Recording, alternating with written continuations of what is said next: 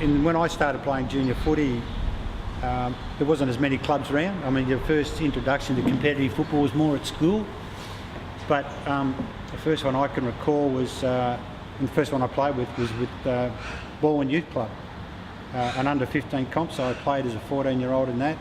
That was in, would have been in 66. The following year I went down to Canterbury Northbourne, which is in the Churches comp. Good competition as an under 16 comp. Followed a mate of mine down there. So I played a year with that, and then because we're in Hawthorn zone, we got an invite to go down to, well, Hawthorn had an under 17s. Most of the AFL clubs had an under 17 team in those days as well.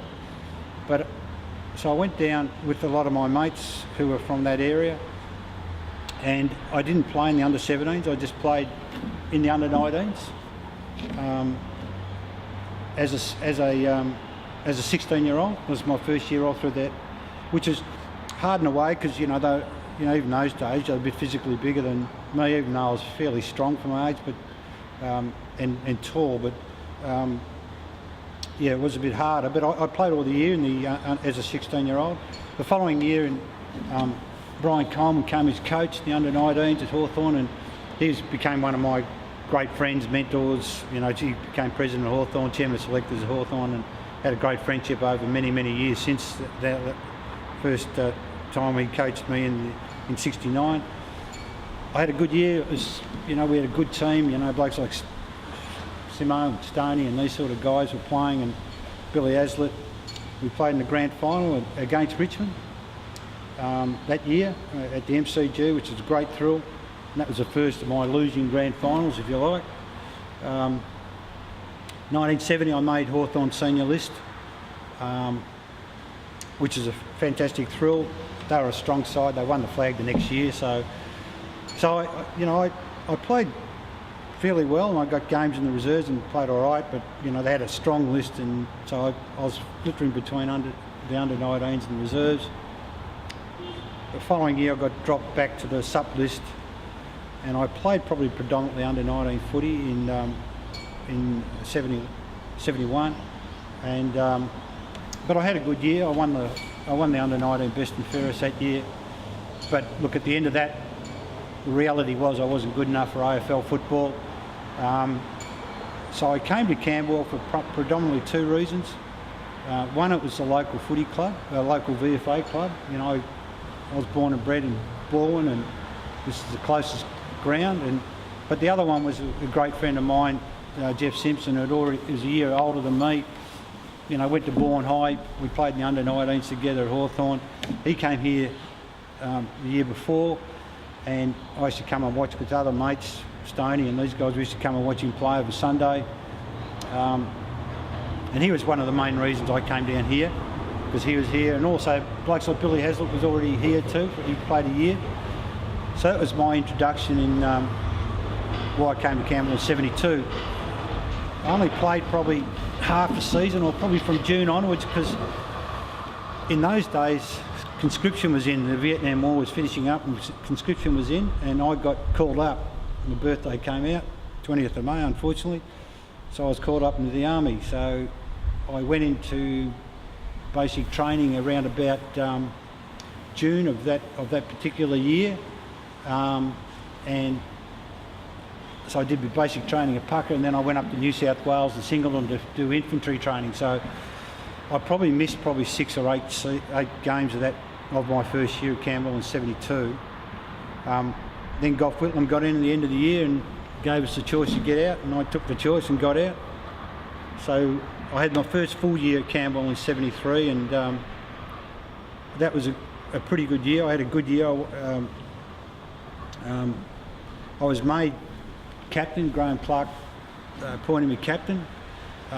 He was a non-playing coach, obviously, and so I was made captain at 21, which was a great thrill at such a young age. And I had a good year. I remember I got beaten the best and fairest. We polled the same amount of votes with Gary Hammond, but Gary beat me on a count back in those days. Being a glamour full forward, he got more 3 votes than what I did, so he won the night, so I was runner-up. So from played on 74 and 5. 4 was our first year in the finals. We had to beat Waverley out at Waverley was the top side. Last game of the season we had to beat Waverley to get in, and we did, to sneak into the 4, which is a fantastic thrill for everyone who's involved, players, wives, girlfriends, parents, supporters.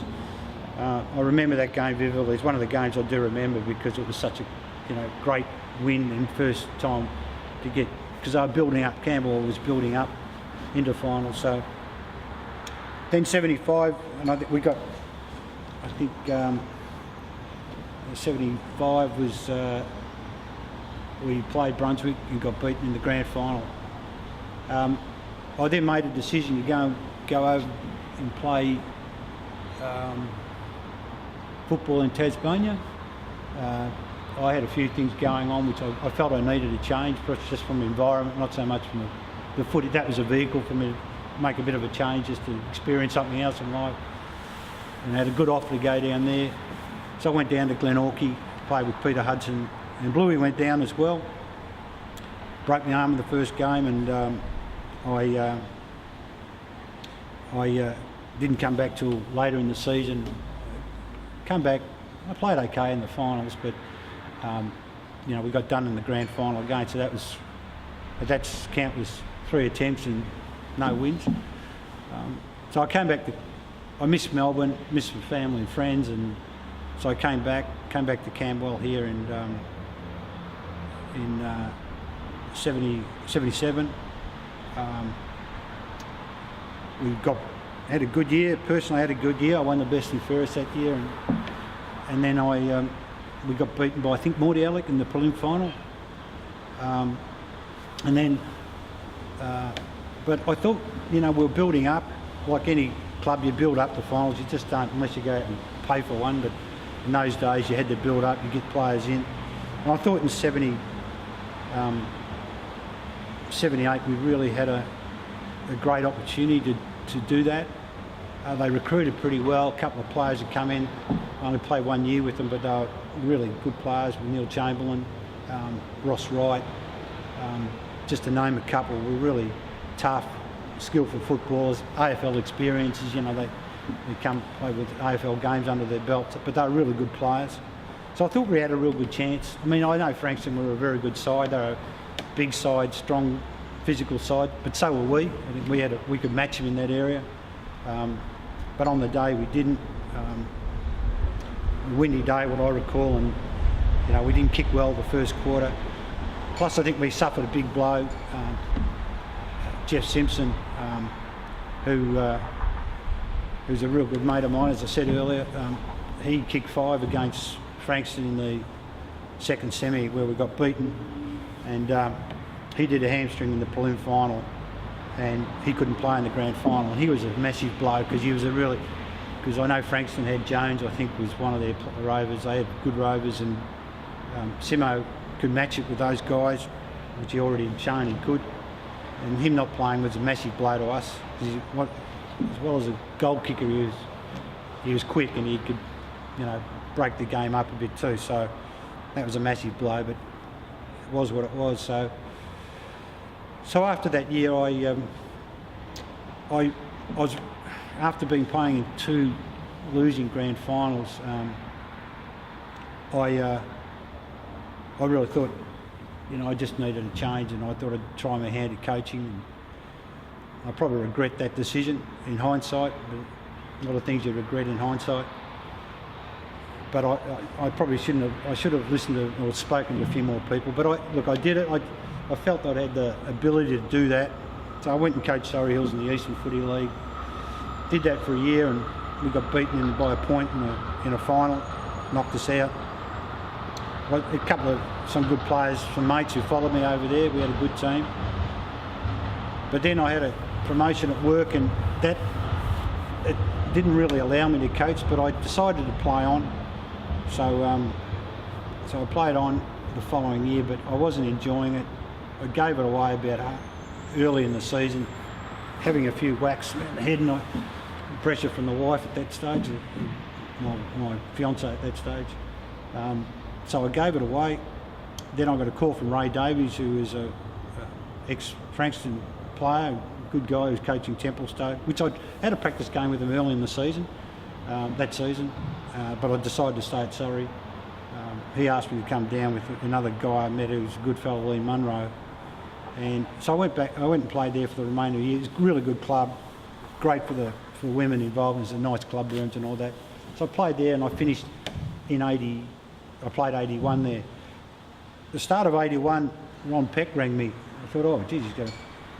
When I got the call, I thought he might be asking me to coach Camberwell, but little did I know he'd already approached Ricey. Ricey accepted the job, and he was a good choice, great bloke, Ricey. But he asked me to come back as chairman of selectors in 81. I decided to do that, give a bit back to Camberwell again, but I was still playing footy, so I don't know how I did it, to be perfectly honest, playing Saturday and then coming to Camberwell on the Sundays and doing the chairman, and then racing from training and on different nights and coming to selection here. So it was my wife reminded me it was my first year of my marriage, so I wonder it didn't break up after that. So I did that, and that was enjoyable. They won the flag that year under Ricey. Not as good as playing in one, but it was it's good to be involved. Then I got a call I got an opportunity to get into a full-time job in football at Hawthorn. At the end of 81, I got that, and I duly gave footy away. I had to, because the role I was doing there. And so at 29, I gave footy. It's the end of my footy career from when I started.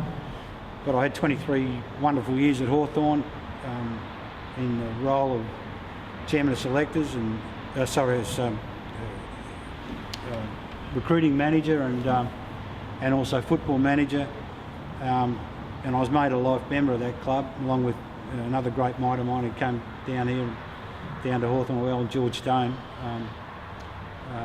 So that was a great thrill for me to have that acknowledgement of service at Hawthorn. But as I said, I finished playing at 29. Well, describe myself as a player. Well, I think I wasn't the most naturally skillful. Certainly in the kicking stakes.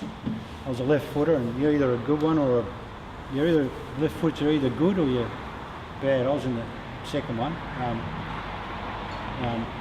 Used to test Happy Hammond out a bit when I used to drop him short and test his marking ability. So sometimes he made my kicking skills look like okay, well, taking spectacular marks. But I think I read the play pretty well.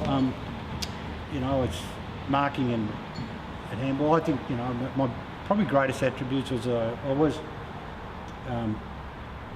like to win.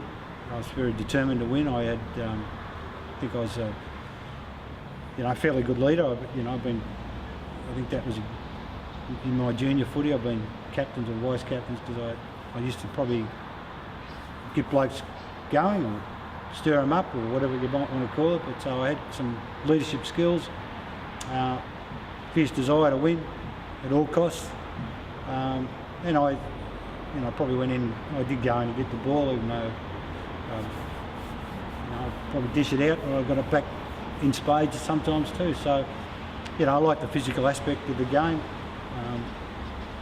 That's probably where I'd see myself as.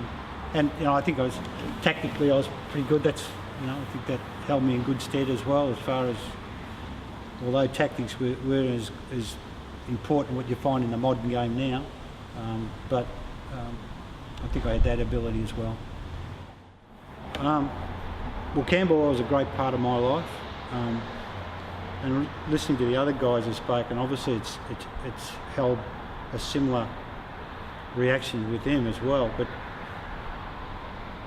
yeah, I think what I know about Camberwell, it was a great culture here, and I think culture's about people, And when I first came down here as a 20-year-old, there were some terrific people here running the club. First president was Ian Piddock, and then after that was Johnny Reiner and Ron Peck, who were both terrific guys and professional fellows. They took on the job, and they did a fantastic job. And you had other people like Ron Alleray and Brucey Seymour, Peter McKinlay, Peter Kemp, trainers like Lionel Thornton and Ray Tucker. They were the club just had all these people, good people off the ground, and there were so many good guys or footballers who came in who were good clubmen as well. But I think it's created by the people, and if you're dare I say it, if you're a bit of a dickhead, you didn't last too long. And I just had so many friends that I made at this club, both as players, but also as many as officials as well, which remain to this day. People I still see. So that to me is what the club was about. It was building up, because premierships aren't, they're not made overnight. So if you've got a good environment, people come to the club, or players come to the club, and people who are in officials stay in the club. The Thelma Bakers, just see the kiosk down there, I remember those. So it attracted good people because they enjoyed the environment, and that's what I did. I mean, I came here because I had a couple of mates at Simo, and we started. Stoney came with me, and Gary Hammond from the under-19s followed that when I first started as well. And then you met these other people, other players, and these great officials that did a lot for the footy club. But it was such an enjoyable place to be around.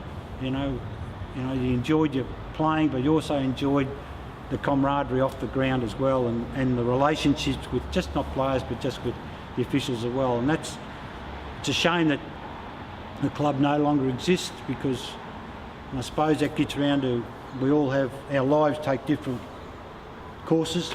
You have families and other priorities take over, but there's people that I wouldn't have seen for many, many years that I will see at a reunion, and I'll enjoy catching up with them. It'll be like yesterday, and that's, to me, is what it's about. But I have made some lifelong friends out of this club, and that's what I'm very, very grateful. And I enjoyed playing footy here as a young man, which was fantastic as well. I was very fortunate. I played with a lot of really good players in my time. Even when I first came here, there was a couple of real tough nuts, and Dennis Boyd and Jeff Brain. I was only 20, and these were experienced players in the VFA. I will miss some, and I apologise if I do, but as I said before, you build up to premierships. You don't, you get a lot of players come through, and they serve a part of, if it's 1 year or 2 years. So early years we had Peter Parsons, who was a skinny ruckman who, did it on his own. Of course, Gary Hammond was a fantastic forward, spectacular, beautiful kick, accurate kick, one of the most accurate kicks I've ever seen. George Stone, great mate of mine with Jeff Simpson. Both these guys, we played footy at Hawthorn under 19s, but we went to the same school together. So we played a lot, and we've been mates for over 40 odd years. But they were both great players. It's a shame Stoney didn't play longer here. He left for, some personal reasons too here. I think there's personality clashes, which unfortunately he went because he was such a great player. You had young Roy Kennedy of half forward flank. Peter Howard as a rover. As I said, Neil Chamberlain, I only played 1 year with Neil Chamberlain, Ross Wright, they were fantastic. But Billy Hazlitt, full back, Greg Spittle, full back, centre half back, centre half forward. Colin Judd off a half back, flank, back pocket, really tough one. I forgot about Terry Wallace last time. I mean, Terry Wallace played 1 year at 77. He's a young guy, come up through the under-19s here, went on to have a fantastic career, and probably got drafted, or probably got traded because. And Brian Coleman, it's funny how life takes its turns, but Brian Coleman, obviously, because we had this great relationship, he used to come down and watch his boys, he'd like to call them, and he was probably the catalyst of Terry Wallace getting traded to the Hawthorn Footy Club because he was tied to Fitzroy. But he was a fantastic player. I mean, he was, first year I think he came third in the best and fairest. That year, only a year here at Campbell, and then went on to a great career at AFL.